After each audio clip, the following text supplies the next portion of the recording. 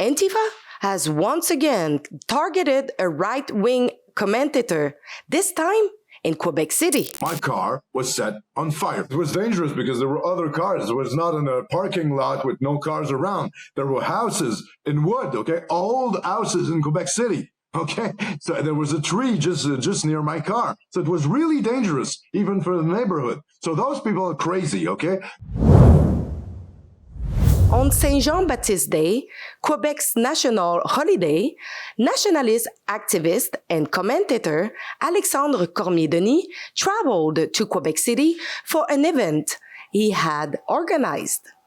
During his visit, his vehicle was set on fire and completely destroyed in what appears to have been a targeted attack. Before the incident, Antifa-linked account had reportedly circulated calls to action on social media.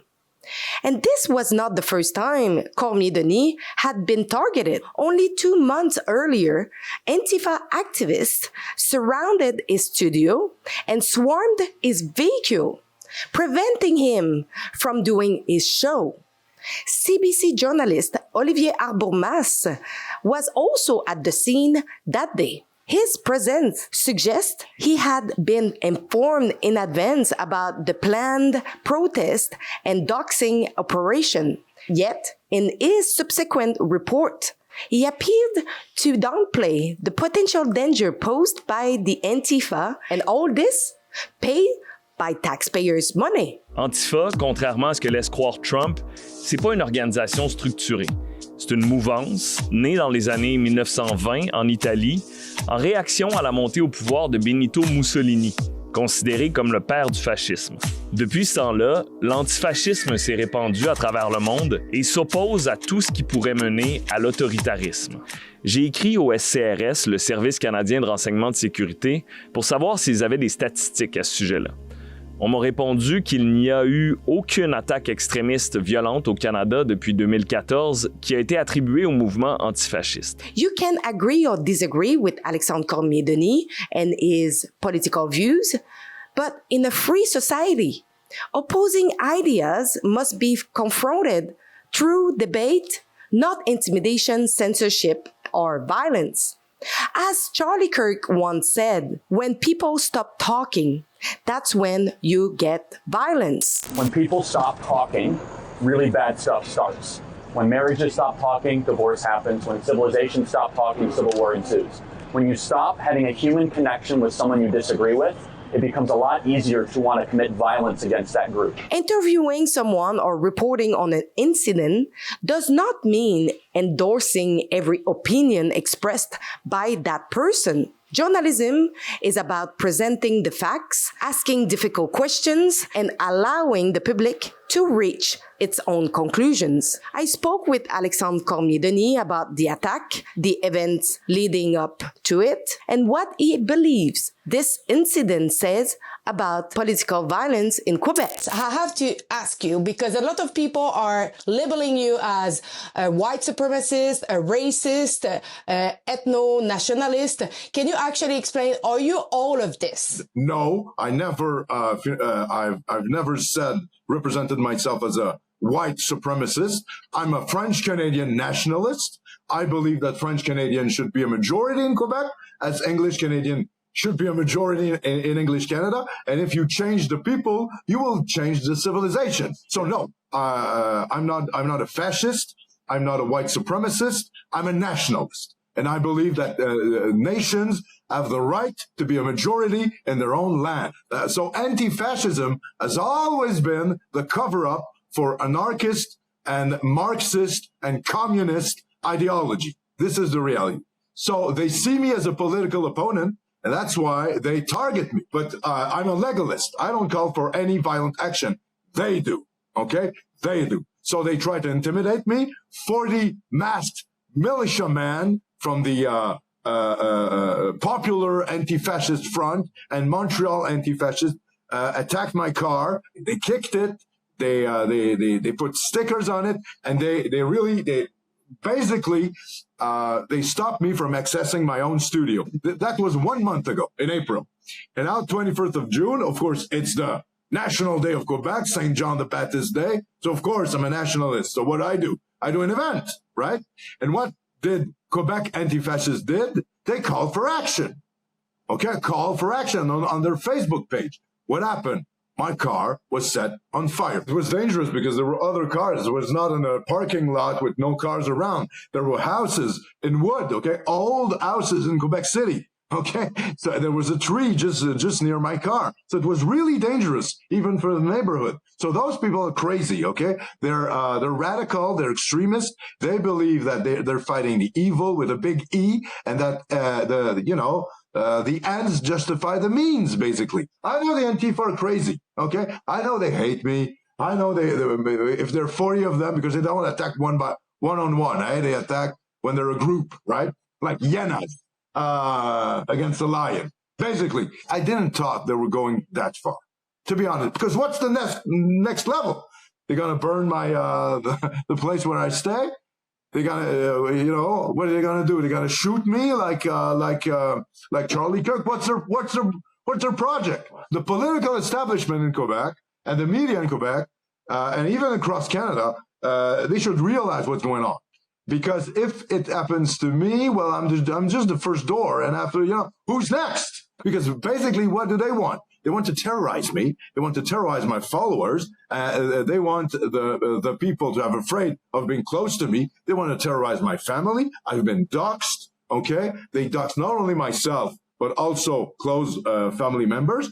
And why? Because they're losing the cultural battle. They see that we're getting let's say a right-wing ideology is getting more and more traction across the Western world. Their little Marxist agenda is failing down a little bit. Okay, I'm not saying that they're totally going to lose the universities and the media, but still they see that they're losing grounds, and because they're losing grounds, they get radicalized, okay? And we know the cycle of violence of the far left. When they get radicalized, it can go really far. There was this time in the 70s where the radical left was really heavy on terrorism. So are we facing a cycle of political violence in the West, and especially maybe in Canada, where they see that basically the critique of mass immigration, the critique of the Trudeau years, the 10 years of Trudeau, are getting a little bit traction on the right. I think they're getting frustrated and they go crazy. And the problem with those people is that they think that they're fighting evil. In front of them, the right-wingers, for them, they're not like political opponents. They're evil, They're embodiment of evil. Well, what do you do against evil? You eradicate evil.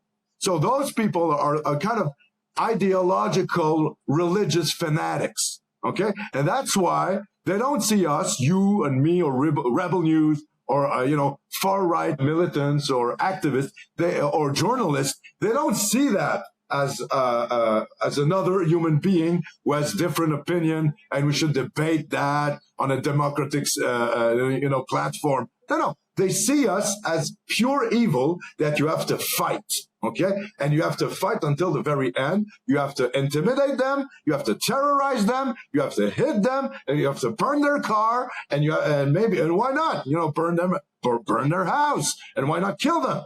I mean, Charlie Kirk was shot. So where did it end?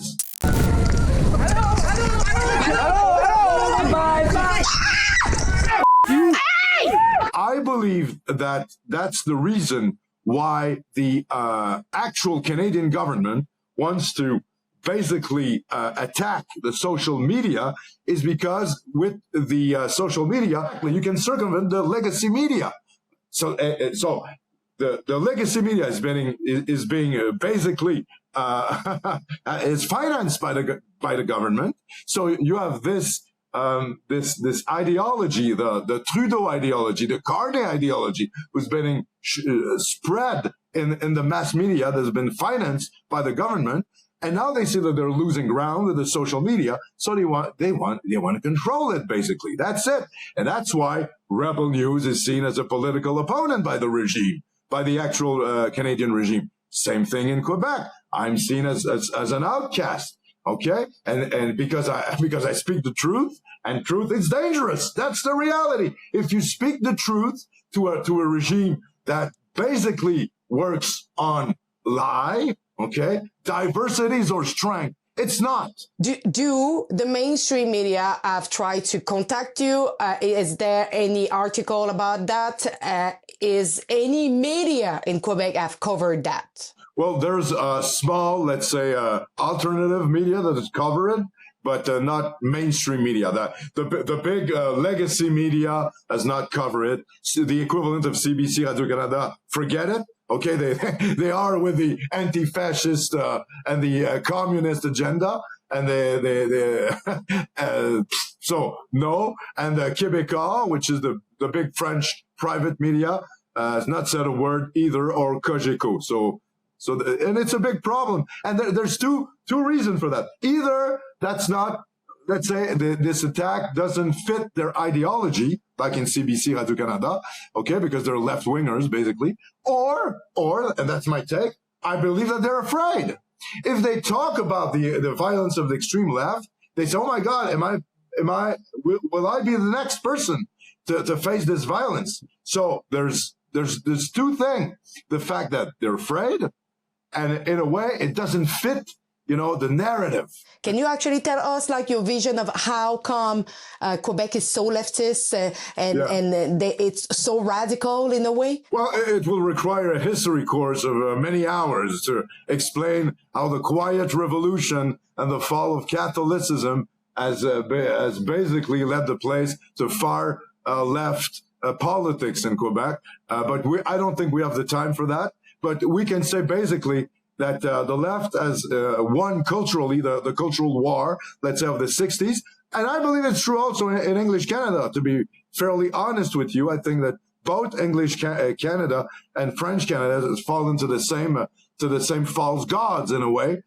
So yes, but it's more radicalized, maybe a little bit in Quebec, because even the nationalist movement is really embedded in a way with the left. So there's no much ground left for the right in Quebec. And even the right, the conservative movement is not that strong, and they're more conservative on the economical issue and not that much on the identity issue or social issue, for example.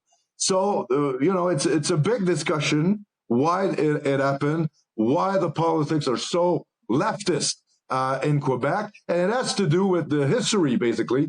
Do you think the police should take those threats more seriously? Yeah, well, there's also political problems. I mean, if Montrealers vote for extreme left politicians, they'll have extreme left politics. So in a way, I think there's a politicization of police. There's also the problem of the I don't know you call this in English, the procureur, the attorney, I guess. So sometimes the police are doing their job, they're building a case, and at the end, the attorney, they say, well, the proof are not enough. So there's a multiple layers of problem. There's the politicians, there's the police, there's the whole judiciary system also in Canada, which is honestly quite left wing. Should the police do more of their job and about those people? Probably yes, but maybe the problem is higher than the police. There's also responsibility of the population. Okay, we're not totally the population is not totally unresponsible for the political class that they have. Okay, I'm a nationalist, and I believe that the situation that we're in every country is basically because of the population that forms the country. If you don't care about your country, you don't want to exert some kind of political pressure on your elite, well, your elite will treat you like shit.